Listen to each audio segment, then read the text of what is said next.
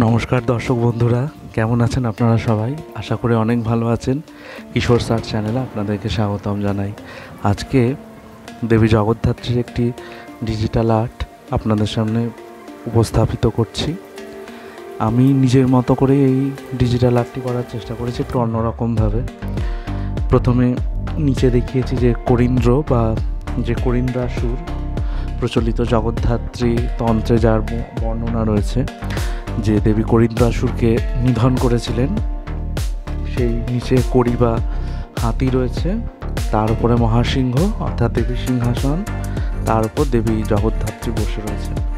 আমাদের শক্তিতত্ত্বে বলা হয় যে ত্রিদেবী অর্থাৎ সৃষ্টি, স্থিতি এবং লয়ের যে প্রকাশ, সেটা কিন্তু আমাদের যে শারদীয়া দুর্গাপুজো হয় সেই সময় থেকে দীপান্বিত অমাবস্যা অর্থাৎ দীপান্বিত কালী পুজো এবং তারপরে জগদ্ধাত্রী পুজোতে গিয়ে সেই শক্তির যে আরাধনা সেটা শেষ হয়।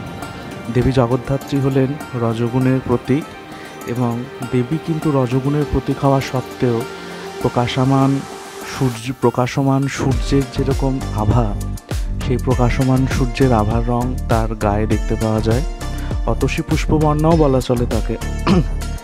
জগদ্ধাত্রী কিন্তু একজন তন্ত্রোক্ত দেবী।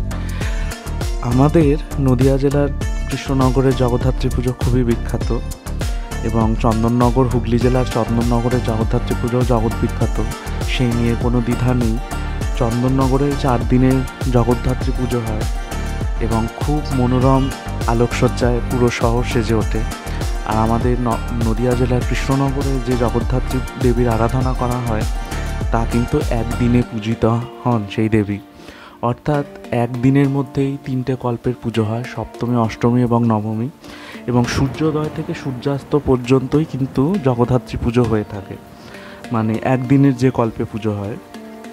আমি এখানে যে জগদ্ধাত্রীর ডিজিটাল আর্টটি করেছি সেখানে আমি দেখিয়েছি পেছনে একটি ব্যাকগ্রাউন্ড, একটু পাহাড় পর্বত এবং সুন্দর করে গোলাপি রঙের সব ফুল দেওয়া রয়েছে, সেই ব্যাকগ্রাউন্ডে মা জগদ্ধাত্রী রয়েছে। আপনারা জানাবেন যে আপনাদের ডিজিটাল এই আর্টটি কেমন লাগলো এবং আর কি নতুন নতুন ডিজিটাল আর্ট আপনারা দেখতে চান সেগুলো সম্পর্কে কমেন্ট করবেন। আমি যে জগদ্ধাত্রী মূর্তি প্রচলিত দেখতে পাই আমরা যেগুলো, তার থেকে কিছুটা এটা আলাদা বানিয়েছি। আমার একটু ভাবলাম যে একটু অন্যরকম স্টাইলে দেবী জগদ্ধাত্রীকে আপনাদের সামনে তুলে ধরি, সেই ভাবনা থেকে আমার এই আর্টটি করা। আর এরপর আমি কৃষ্ণনগরের স্টাইলেও জগদ্ধাত্রী মূর্তি বানাবো। আপনারা চ্যানেলটির সাথে থাকুন এবং যেভাবে চ্যানেলটিকে ভালোবাসতে থাকুন। অনেক ধন্যবাদ চ্যানেলটি দেখার জন্য।